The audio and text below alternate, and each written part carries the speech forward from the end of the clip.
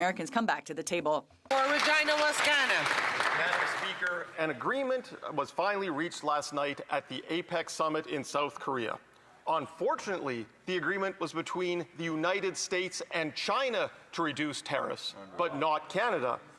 This Prime Minister flew to Asia, met with the Chinese president, had a nice photo op, but still no deal. Madam Speaker, in this international game of deal or no deal, why is it always no deal for Canada from this Prime Minister? The Honourable Parliamentary Secretary.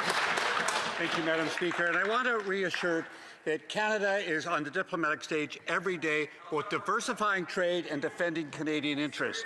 We will continue to work every day to ensure that Canadian businesses, Canadian citizens, Canadian residents are well protected in everything we do. We will continue to negotiate every trade deal we can.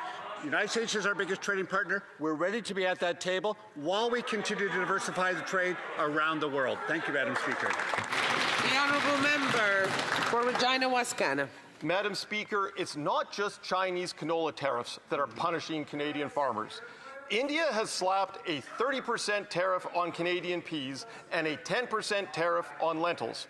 Canada cannot export beef to the United Kingdom, but the UK can and does export beef to Canada.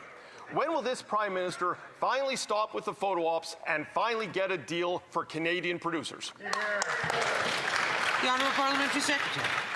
Speaker, we will always stand up for Canadian farmers, whether they're beef farmers or farmers who grow wheat in our country, and we will make sure that we will get the best deal for them all around the world, and that is the work the Prime Minister is doing. He's been in Asia meeting with various leaders from around the world to make sure that we open new market, new opportunities for Canadians so that we can double our non-US exports over the next decade, and we will do that for Canadian farmers, for Canadian manufacturers, and for Canadian workers.